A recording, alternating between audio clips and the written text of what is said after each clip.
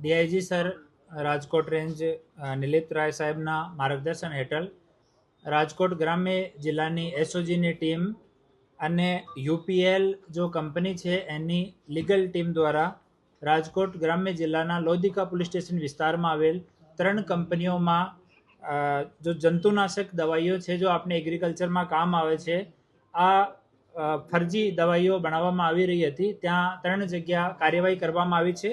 પહેલી જગ્યા શક્તિ કેમિકલ છે જો વીરવા લોધિકામાં સ્થિત છે। એના માલિક ધવલભાઈ કોરાટ છે રાજકોટના રહેવાસી। એ યુપીએલ કંપનીનો એક આઈરિસ કરીને દવા આવે છે જો મગફળીમાં ઘાસ બાળવા માટે કામમાં આવે છે। આ આઈરિસની એ કોપી કરીને નામ ચેન્જ કરીને એનો એરિસ ARIS બાકી એનો આઉટ જો બોટલની પેકિંગ છે આ એજ ઇટ ઇઝ રાખવામાં આવી। આઈરિસની જગ્યા એરિસ કરીને આ દવા વેચવામાં આવતી હતી। એનો કેમિકલ જો કમ્પોનેન્ટ છે એ પણ એ લોકો વેરીફાઈડ આ લોકો પાસે નહોતો। બીજી જો કાર્યવાહી કરવામાં આવી છે આ ગ્રીન ભારત કંપનીમાં કરવામાં આવી છે। આ રાવકીમાં લોધિકા પોલીસ સ્ટેશનની હદમાં છે। આ કંપનીના 2 પ્રોપ્રાઇટર સાહિલ ટિમ્બડિયા અને કશ્યપ આકોલિયા વિરુદ્ધમાં કાર્યવાહી કરવામાં આવી છે। એ લોકો યુપીએલ કંપનીનો ઓરિજિનલ પ્રોડક્ટ છે સ્ટારથિન એની કોપી કરીને સ્ટારટાઇન કરી દીધો। ઈની જગ્યા એ લોકો આઈ કરી દીધો અને બાકી જો પેકિંગ છે આ સેમ હતી। આ દવા જો છે આ જંતુનાશક છે। કપાસ અને મગફળીમાં આપણા સૌરાષ્ટ્ર રિજનમાં મોટા ભાગમાં ખેડૂતો આના કામમાં લે છે। ત્રીજી એડિકોન કંપની છે આ માખાવડમાં છે લોધિકા પોલીસ સ્ટેશનની હદમાં। આ કંપનીના માલિક ધ્રુવ પટોડિયા છે રાજકોટના રહેવાસી।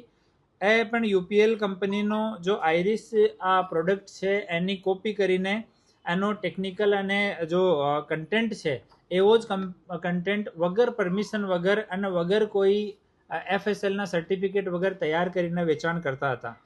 આ 3 જગ્યા રાજકોટ ગ્રામ્ય જિલ્લાની એસઓજી દ્વારા પીઆઈ ફતેહસિંહ પારગી, પીએસઆઈ ઝાલા અને એની ટીમ દ્વારા આ કાર્યવાહી કરવામાં આવેલ છે। અને આ જો 3 જગ્યા છે આ જગ્યા છેલ્લા 1 થી 1.5 વર્ષથી એ લોકો આ દવાનું ઉત્પાદન કરે છે અને વેચાણ કરતા હોય છે। મૂળ વેચાણ એ લોકો ઇન્ડિયા માર્ટ જો ઓનલાઈન વેબસાઇટ છે એના મારફતે કરતા હોય છે। આ સિવાય નાના જો એગ્રીકલ્ચર પ્રોડક્ટ્સના ડિસ્ટ્રીબ્યુટર છે એની મદદથી પણ એ લોકો આનો વેચાણ કરતા હોય છે।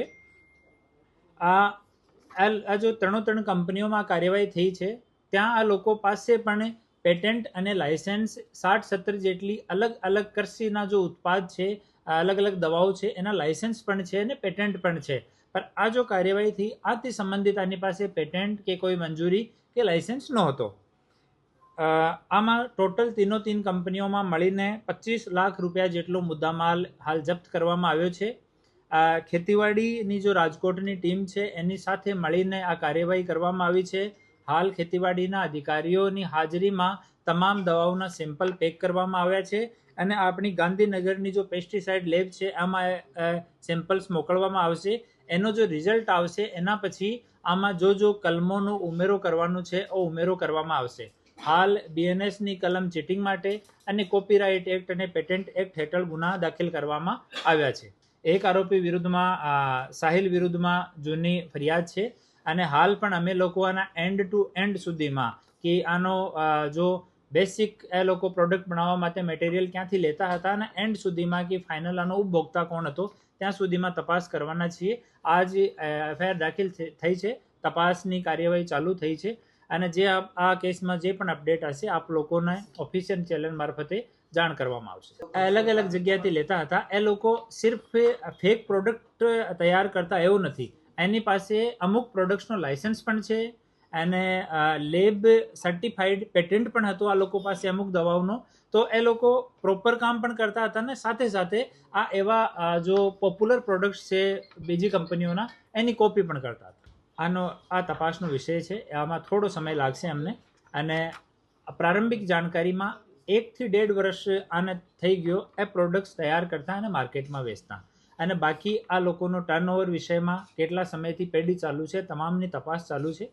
જે પણ તપાસમાં આવશે આપ લોકોને જાણ કરવામાં આવશે। આમાં જ્યારે આપણે પેસ્ટિસાઇડ લેબથી રિપોર્ટ આવશે ત્યારે ખરેખર આપણને સમજમાં આવશે કે આનો ખેતી ઉપર શું નેગેટિવ ઇમ્પેક્ટ પડે છે। અમુક કેમિકલ એવા છે કે કોઈ ઇમ્પેક્ટ નહીં પડે એવો પણ થઈ શકે. તો જ્યારે રિપોર્ટ આવશે ત્યારે આ વિષયમાં કોઈ સ્પષ્ટ જાણકારી આપણને લોકોને મળશે.